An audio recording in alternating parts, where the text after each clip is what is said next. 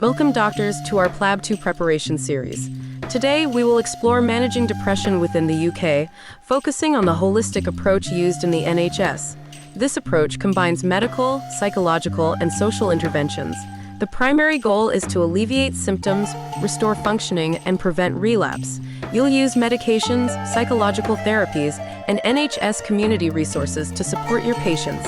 Familiarize yourself with the UK's NHS pathways to navigate care effectively.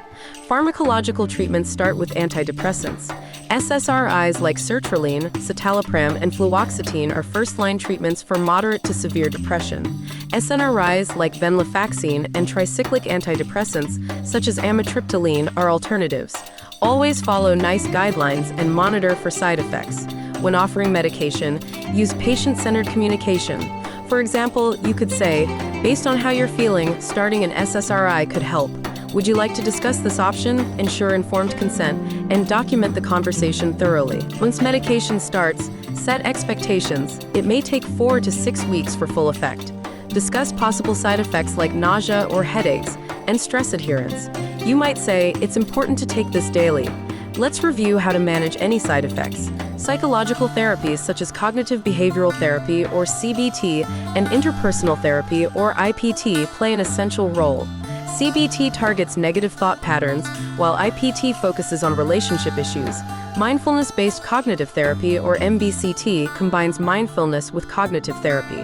When introducing therapy, say, CBT has helped many people with depression. Shall we arrange this for you? Be culturally sensitive. Offering interpretation services if needed. Self-help resources such as guided workbooks and online CBT can also empower patients. You might suggest, there are self-help tools you can explore at your own pace. Would you like to try them? Next, we'll delve into social support and lifestyle changes, key components in the holistic management of depression. Support groups are an excellent way for patients to connect with others who share similar experiences, which can foster a sense of belonging. Exercise and physical activity are proven to improve mood and reduce symptoms of depression. Even light physical activity can make a big difference. You could suggest, incorporating regular exercise can really help. How do you feel about starting some light physical activity? Encouraging a healthy diet is also important for overall well-being. Nutritional support can positively impact both physical and mental health, so it's worth discussing with your patients. Next, let's talk about crisis planning, a vital part of managing depression. A personalized crisis plan outlines the steps a patient can take if their symptoms worsen. This plan should include coping strategies and emergency contacts, ensuring the patient knows what to do in a difficult moment. You can offer this by saying, let's create a crisis plan together so you know what to do if you're feeling worse. Another useful tool is a crisis card. This small card contains key information like emergency contacts and is easy to carry. This can be especially helpful in times of distress. Now, let's delve into creating a detailed crisis plan. The plan should identify personal triggers, warning signs, and effective coping strategies. It's essential to work collaboratively with your patient to tailor the plan to their needs. For instance, you could say, having a plan can make a big difference if things get tough. Let's work on this together. If a crisis does arise, there are various support services available. The Samaritans offer emotional support anytime by calling 116-123, and Shout provides crisis support via text. Just send Shout to 85258. NHS 111 can provide urgent medical advice, and crisis resolution and home treatment teams offer intensive support at home.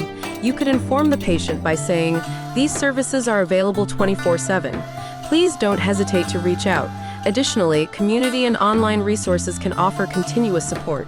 Charities like Mind and Rethink Mental Illness provide information and support, while NHS Every Mind Matters offers mental well-being tips. For online communities, Togetherall is an excellent platform for emotional support. To offer these, you could say, there are organizations like Mind that offer great support. Would you like their contact information? For patients experiencing work-related stress, occupational support can make a huge difference. Workplace adjustments like flexible hours or remote working can be explored. If time off is needed, Fit Notes, also known as Sick Notes, can be provided, and the Access to Work program offers government support for those struggling with mental health at work. You can start this conversation by asking, if work is contributing to your stress, we can consider adjustments or time off. How does that sound? Financial and social concerns can also affect mental health. Offering benefits advice, housing assistance, or social care services can help ease these burdens.